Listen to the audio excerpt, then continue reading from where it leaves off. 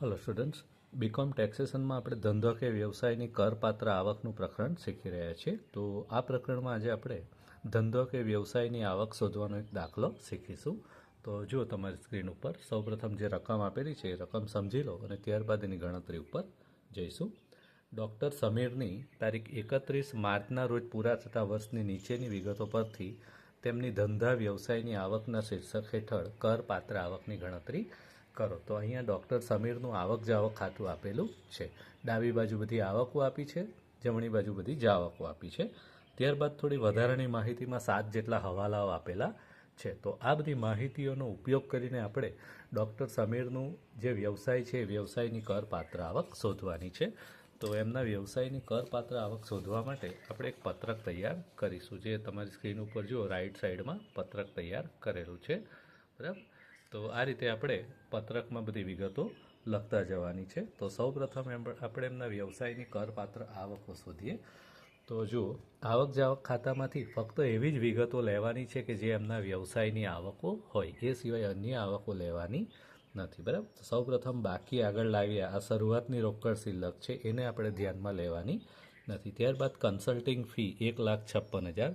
તો આ consulting fee જે છે એ આવક છે. બરાબર, દર્દીઓને તપાસવાની જે ફી હોય એ એટલા માટે લઈશું. ઓપરેશન થિયેટરના ભાડાની આવક એ પણ એમના દવાખાનાની જ આવક છે. તો 2,44,000 રૂપિયા. દર્દીઓ પાસેથી મળેલી ભેટ 1,24,000. ત્યારબાદ એના પર હવાલો પણ આપેલો છે, ત્રીજો હવાલો. દર્દીઓ પાસેથી મળેલી ભેટના 24,000 રૂપિયા ચોપડે નોંધાયેલા નથી, એટલે 1,24,000 ચોપડે નોંધાયેલા છે અને 24,000 બીજા ચોપડે નોંધાયેલા નથી. એટલે ભેટ બે રીતની છે. ચોપડે નોંધાયેલી જે છે 1,24,000 અને બીજી 24,000 ચોપડે નથી નોંધાયેલી. આમ કરીએ તો ભેટની ટોટલ કિંમત જે છે 1,48,000 રૂપિયા થાય છે, જે એમના વ્યવસાયની આવક થશે. ત્યારબાદ ક્લિનિકની આવક 1,89,000 રૂપિયા.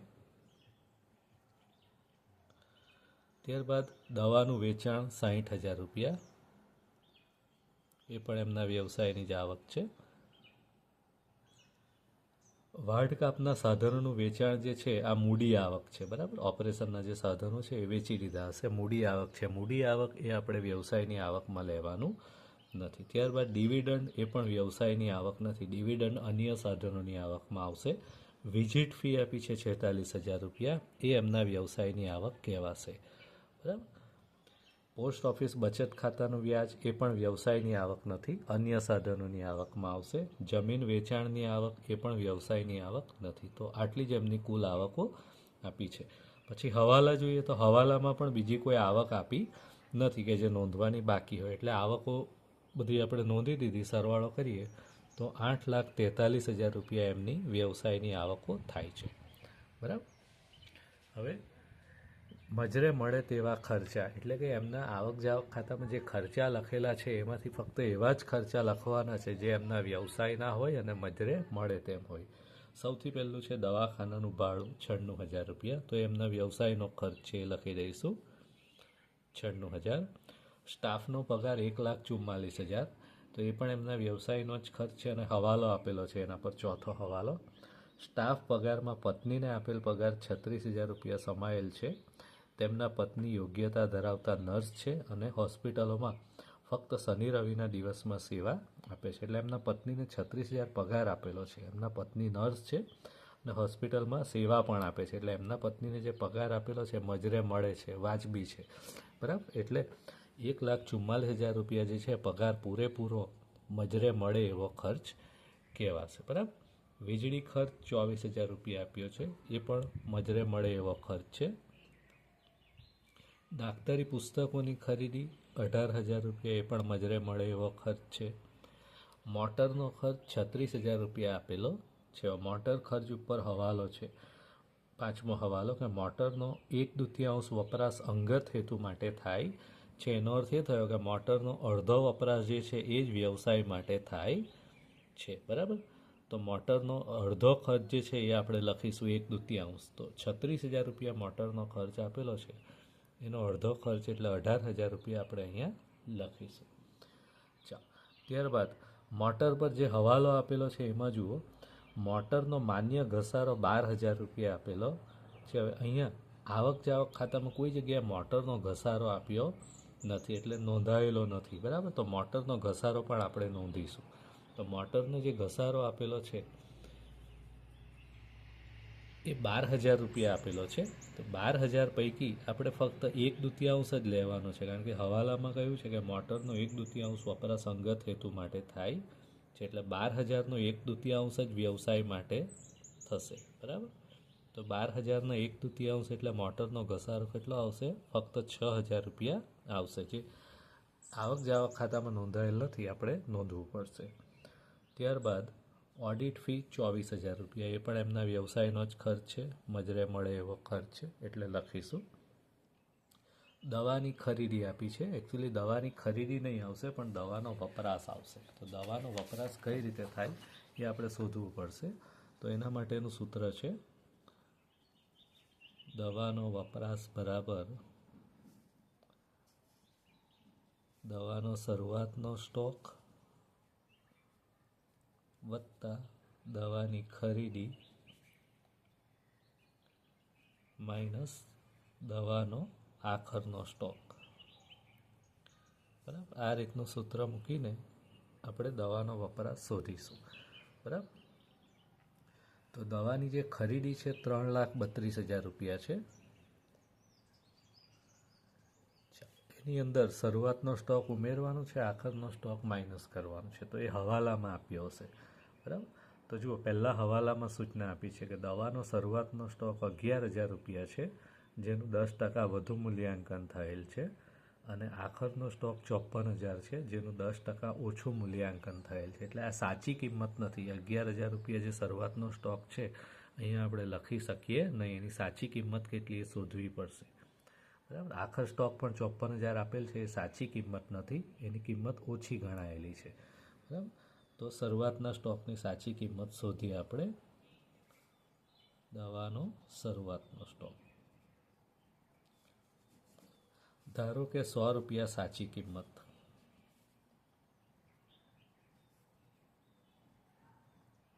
દવાનું શું થયેલું છે? 10% વધુ મૂલ્યાંકન થયેલું છે, એટલે કે 10% કિંમત વધારે ગણાયેલી છે.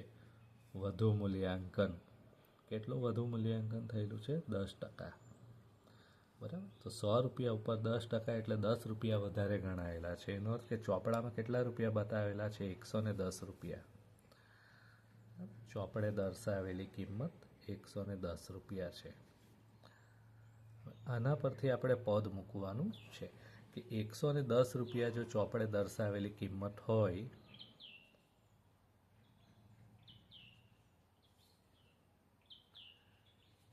તો એની સાચી કિંમત 100 રૂપિયા છે, બરાબર. ક્યાંથી ખબર પડે? અહીંયાથી જુઓ, 110 રૂપિયા જો ચોપડે દર્શાવેલી કિંમત હોય, સાચી કિંમત 100, માટે 11,000 રૂપિયા જો ચોપડે દર્શાવેલી કિંમત હોય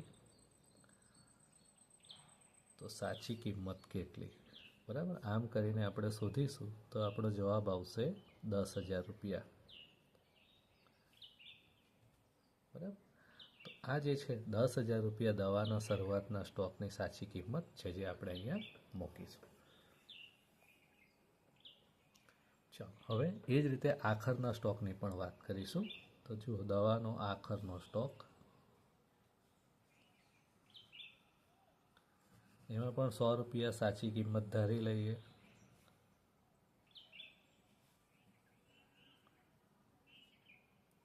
₹100 સાચી કિંમત, બરાબર. એમાં શું થયેલું છે? આખરના સ્ટોકમાં 10% ઓછું મૂલ્યાંકન થયેલું છે. વધુ મૂલ્યાંકન થયેલું હોય તો પ્લસ કર્યું, ઓછું મૂલ્યાંકન તો માઇનસ થશે. ઓછું મૂલ્યાંકન, કેટલું ઓછું મૂલ્યાંકન થયેલું છે? 10%. તો 100ના 10% એટલે 10 રૂપિયા ઓછું મૂલ્યાંકન થયેલું છે, એટલે 100 રૂપિયાની જગ્યાએ ચોપડામાં કેટલા બતાવાયેલા છે? 90 રૂપિયા છે. ચોપડે દર્શાવેલી કિંમત 90 રૂપિયા, બરાબર. હવે આપણે પદ મૂકીશું કે જો 90 રૂપિયા ચોપડે દર્શાવેલી કિંમત હોય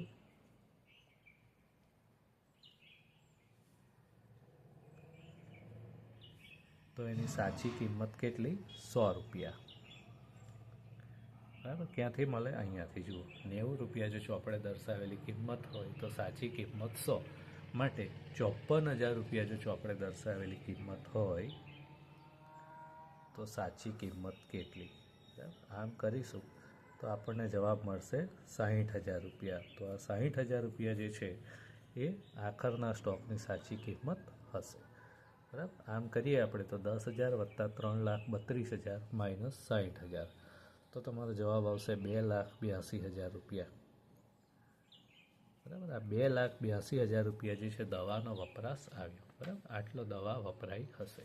તો 2,82,000 રૂપિયા આપણે અહીંયા લખી દઈશું, દવાનો વપરાશ.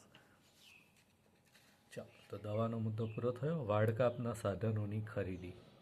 વાઢકાપ એટલે ઓપરેશનના સાધનો, એની ખરીદી જે છે એ મૂડી ખર્ચ છે. મૂડી ખર્ચ છે એટલે એ મજરે નહીં મળે, એટલે અહીંયા લખીશું નહીં. પણ આ વાઢકાપના સાધનો પર ઘસારો ગણવો પડશે. બરાબર, તો એની આપણે ગણતરી કરીએ. આ દવાવાળો મુદ્દો પૂરો થયો. બીજો મુદ્દો ચાલુ કરીએ. વાઢકાપના સાધનો. તો ઘસારો હંમેશા છેવટની બાકી પર ગણાય. બરાબર, તો છેવટની બાકી કેટલી એ શોધવી પડશે. તો જો હવાલામાં આપ્યું છે, બીજા હવાલામાં વાઢકાપના સાધનોની શરૂઆતની ઘસારા બાદ કિંમત 80,000 રૂપિયા હતી. એટલે 80,000 રૂપિયા જે છે આ શરૂઆતની બાકી છે. હવે કોઈ નવા સાધનો ખરીદ્યા છે ખરા? તો અહીંયા જાવક બાજુ આપ્યું છે નવા સાધનોની ખરીદી જે છે 1,20,000. એટલે સાધનો વધી જશે. 1,20,000 રૂપિયા નવા સાધનોની ખરીદી કરી. એનો અર્થ એ થયો કે હવે સાધનો કેટલા થઈ ગયા? 2,00,000 રૂપિયાના સાધનો થઈ ગયા. આ કોઈ સાધનો વેચ્યા છે ખરા? તો આવક બાજુ જુઓ, અહીંયા આપેલું છે વાઢકાપના સાધનોનું વેચાણ 80,000 રૂપિયા. તો એમાંથી 80,000 રૂપિયાના સાધનો વેચાઈ પણ ગયા છે. સોરી, 90,000 રૂપિયા. 90,000 રૂપિયાના સાધનો વેચી દીધા છે. બરાબર, તો 2,00,000માંથી 90,000 બાદ કરો એટલે કેટલા વધે છે? 1,10,000 રૂપિયા છેવટની બાકી. બરાબર, તો આપણે જે ઘસારો જે ગણવાનો છે તે આના પર ગણવાનો છે. હવે ઘસારાનો દર કેટલો? તો બીજા હવાલામાં જ આપેલો છે, 30% છે. બરાબર, માટે એના પર ઘસારો ગણીશું. 1,10,000 ગુણ્યા 30%, એટલે તમારો જવાબ આવશે 33,000 રૂપિયા. બરાબર, તો આ 33,000 રૂપિયા જે ઘસારો આવ્યો એ આપણે પત્રકમાં લખીશું. તો વાઢકાપના સાધનોનો ઘસારો 33,000 રૂપિયા. ચાલો, ત્યારબાદ કોન્ફરન્સ ફી એ મજરે મળે એવો ખર્ચ છે, વ્યવસાયનો ખર્ચ છે, 24,000 રૂપિયા. એસોસિએશન ફી એ પણ મજરે મળે એવો ખર્ચ છે, 12,000 રૂપિયા. મોબાઈલ બિલ 16,000 રૂપિયા આપેલું છે. મોબાઈલનો ઉપયોગ કઈ રીતે થાય છે? તો પ્રશ્નમાં સૂચના આપી છે 7મા હવાલામાં. મોબાઈલ બિલમાં 1/4 અંગત વપરાશનું છે. એટલે મોબાઈલ જે બિલ છે, બરાબર, એના માટે પણ આપણે ગણતરી કરી શકીએ.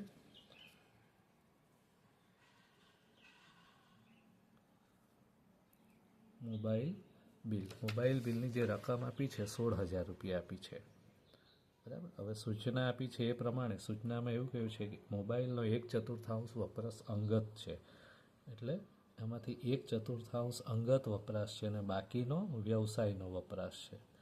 બરાબર, તો આને આપણે છૂટું પાડીએ તો 16,000ના 1/4 એટલે 4,000 રૂપિયા અને બાકીના 16,000માંથી 4,000 બાદ કરો તો 12,000 રૂપિયા. બરાબર, તો આપણે તો ફક્ત વ્યવસાયનો જ ખર્ચ લખવાનો છે, એટલે આ 12,000 જ લખવાનો છે, અંગત લખવાનું નથી. એટલે મોબાઈલ બિલમાં આપણે ફક્ત વ્યવસાયના 12,000 રૂપિયા લખી દઈશું. ત્યારબાદ છેવટે છે air condition plant. Air condition plant ખરીદ્યો એટલે મૂડી ખર્ચ છે. બરાબર, કાયમી મિલકતની ખરીદી, એટલે અહીંયા મજરે નહીં મળે, પણ એના પર ઘસારો ગણવો પડશે. તો જો લખ્યું છે એર કન્ડિશન પ્લાન્ટનો ઘસારો, પણ ઘસારો કેટલો? તો એની ગણતરી કરવી પડશે.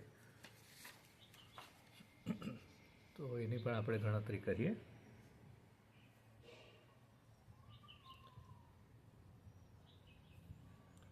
એર કન્ડિશન પ્લાન્ટ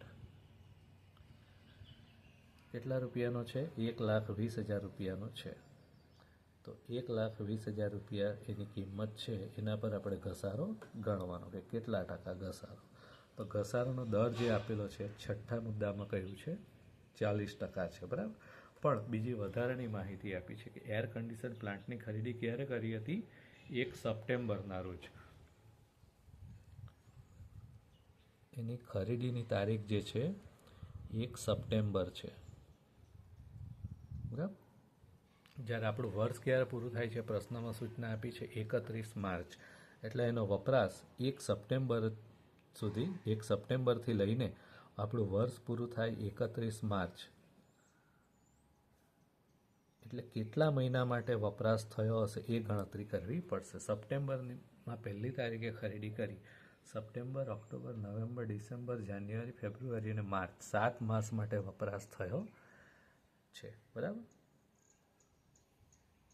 આનો વપરાશ 7 માસ માટે થયો છે. નિયમ એવો છે કે 6 માસથી વધારે વપરાય તો પૂરો ઘસારો, 6 માસથી ઓછો વપરાય તો અડધો ઘસારો. તો અહીંયા 6 મહિનાથી વધારે વપરાયો છે એટલે પૂરો ઘસારો ગણીશું 40%. તો 1,20,000ના 40% ઘસારો ગણવાનો છે એટલે જવાબ આવશે 48,000 રૂપિયા. તો 48,000 રૂપિયા જે ઘસારો છે એ પણ આપણે અહીંયા પત્રકમાં લખીશું, એર કન્ડિશન પ્લાન્ટનો ઘસારો, બરાબર. પછી છેવટે બાકી આગળ લઈ ગયા, આ છેવટની રોકડ શિલ્લક છે, બરાબર, જેની આમાં કોઈ એન્ટ્રી થશે નહીં. હવે બધી વિગતો આવી ગઈ છે. હવાલા પણ દરેક હવાલા આપણે જોઈ લીધા છે, કોઈ હવાલાની અસર બાકી રહેતી નથી. તો સરવાળો કરીએ, ખર્ચાનો સરવાળો જે થાય છે 7,41,000 રૂપિયા થાય છે, બરાબર. હવે આવકમાંથી જ આવક એટલે કે મજરે મળે એવા ખર્ચા બાદ કરો તો મારો જવાબ આવે છે 1,02,000 રૂપિયા. હા, ડૉક્ટર સમીરના વ્યવસાયની કરપાત્ર આવક હશે. અને આ રીતે આપણો પ્રશ્ન અહીંયા પૂરો થાય.